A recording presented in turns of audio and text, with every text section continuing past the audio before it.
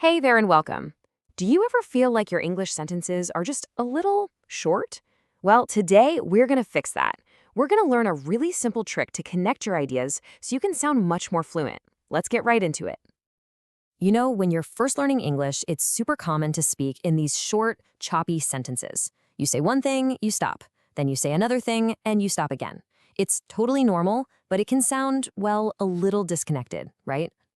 For example, you might say something like, I like coffee. I drink coffee every day.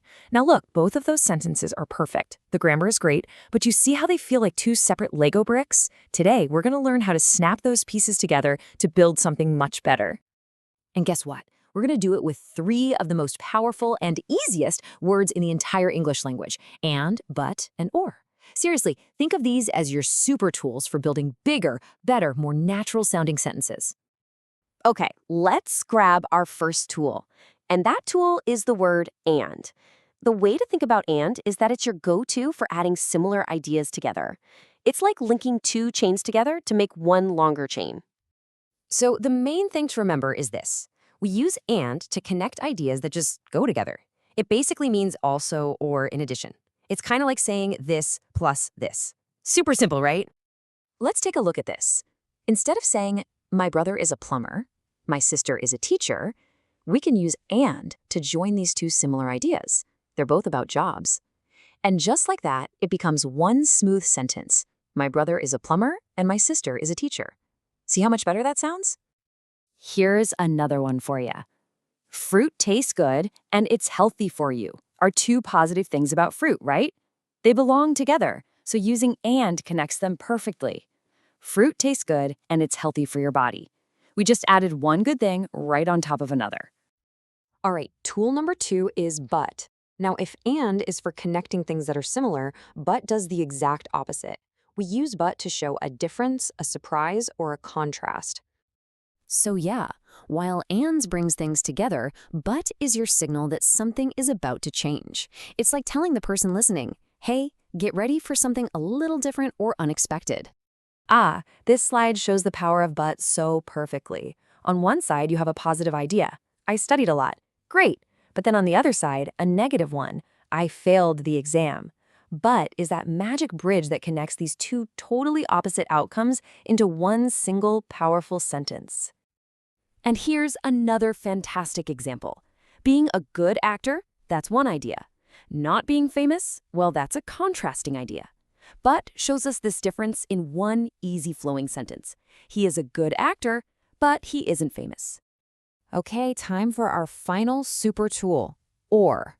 This is the word you absolutely need when you're talking about different options or choices. So let's keep it really simple. Whenever you want to present different possibilities, different choices, or is the word you're looking for, it basically tells the listener, okay, you have to pick one of these. This is a question you hear all the time, right? You probably can't go to both places at once, so or presents the two options very clearly. Swimming pool or the beach, what's the choice going to be? A perfect, simple, everyday example. One choice, another choice. Or connects them. You can't have both, so you have to choose one. Tea or coffee. Okay, you've seen the tools, you know how they work. Now let's put them to work. It's time for a quick practice round to see what you've learned so far. You ready? Okay, first one. I want to go to the beach. It's raining. Should we use and or but? Take a second to think. That's right, the answer is but. Wanting to go to the beach is the plan, but the rain is a surprise, a contrast. Let's try another one. John likes funny movies. He doesn't like scary movies. Okay, are we adding similar information here, or are we showing a contrast? It's a contrast, so we use but. He likes one thing, but not the other. See? You're totally getting the hang of this. And for the last one, her name is Maria, and his name is Fernando. Are these ideas contrasting, or are they just similar pieces of information? They're similar. We're just adding facts together. So the answer is and. Excellent work. That was fantastic work. Seriously, using these three little words is a massive step forward. So what's next? How do you make this a real habit in your everyday English? This slide right here is a great little summary of everything we've talked about. And adds, but contrasts, and or gives you a choice. Think of this as your personal cheat sheet. You can even pause here to let it sink in. Here is your action plan. It's super simple. First, just start listening for these words. When you watch movies, when you listen to music, notice them. Second, I want you to rate just 3 sentences every day using them. And third, and this is the most important step, say your sentences out loud. You've got to make them real. So don't wait. Your journey to sounding more fluent starts right now with these 3 simple words. The only question left is, what ideas will you connect today? Happy practicing!